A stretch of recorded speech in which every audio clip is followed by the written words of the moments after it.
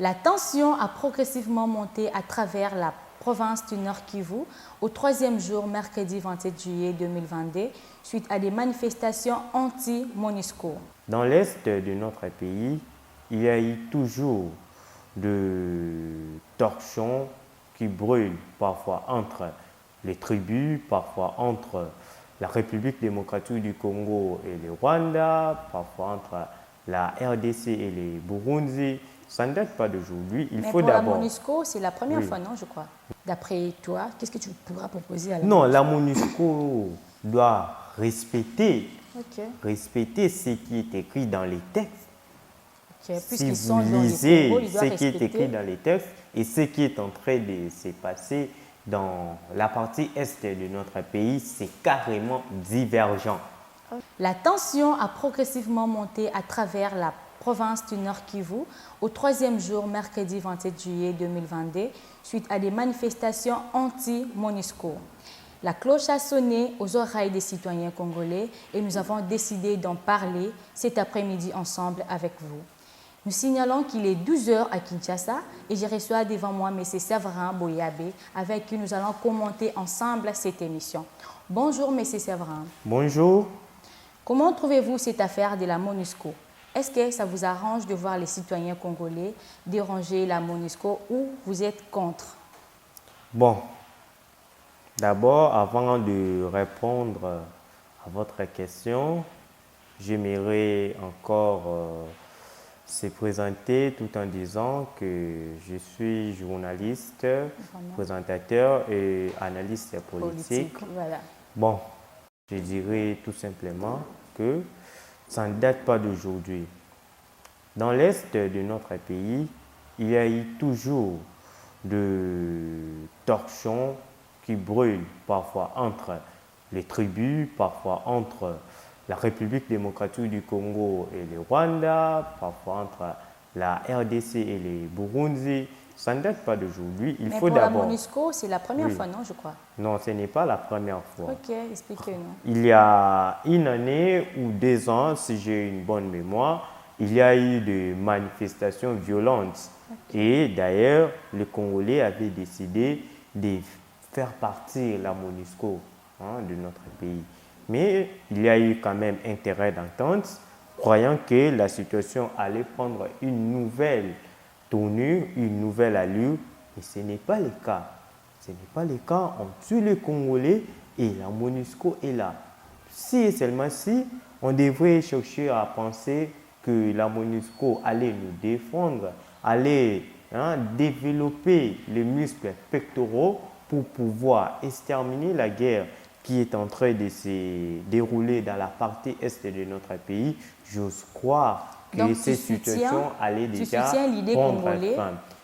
Les Congolais ont raison de sortir de leur silence. Merci. Les Congolais ont raison d'avoir du cran pour chercher à dire non à la MONUSCO parce que la MONUSCO est là, ensemble avec les FARDC, pour chercher à exterminer la guerre dans notre pays. Mais au regard de tout cela, la situation tourne toujours au ralenti. Vraiment. Il y a des morts chaque jour. C'est vraiment une situation horrible, déplaisante, rocambolesque que nous sommes en train de vivre. Merci, M. Séverin, là tu as été clair. Et aussi, qu'est-ce que tu vas proposer à la MONUSCO? D'après toi, qu'est-ce que tu pourras proposer à la MONUSCO? Non, la MONUSCO doit respecter, respecter ce qui est écrit dans les textes. Si vous lisez ce qui est écrit dans les textes et ce qui est en train de se passer dans la partie est de notre pays, c'est carrément divergent. On ne peut pas chercher à traînasser toujours dans cette boue infernale. D'où la MONUSCO doit revoir plusieurs choses. D'ailleurs, je dirais du côté logistique, les FARDC, ensemble avec la MONUSCO, ne pourraient plus demeurer dans de tels états. Si je vous dis la manière dont les FARDC sont en train de vivre, vous n'allez pas croire. Merci beaucoup. Donc, vous avez dit que la MONUSCO puisse respecter les ordres. Oui, il doit respecter, revoir encore. Congolais. Voilà, merci beaucoup. Nous avons appris que la MONUSCO est accusée d'avoir été responsable des conséquences humaines de l'instabilité à l'est de la République démocratique du Congo. Qu'en pensez-vous? Bon, la MONUSCO, comme vous la voyez, n'est pas seulement une organisation qui met, n'est-ce pas, en exergue les Africains. Non, c'est l'histoire du monde entier. Vraiment. C'est une situation dont plusieurs pays sont impliqués là-dedans. Il y a des pays, pour qu'ils soient ce qu'ils sont aujourd'hui, ils ne vivent qu'à travers les ressources, à travers la richesse qui vient de la République démocratique du Congo. Voilà. Jamais ils peuvent accepter qu'aujourd'hui la guerre puisse cesser, puisse être exterminée dans la partie est de notre pays pour que nous, Congolais, nous puissions manger à notre assiette, être à l'aise, vivre en paix, au détriment de leurs intérêts. C'est-à-dire, ils ont des intérêts que vous le savez bien, parfois pour développer leurs industries, leurs usines, leurs, je dirais, biens communs, tout en sachant qu'en RDC, il y a tout.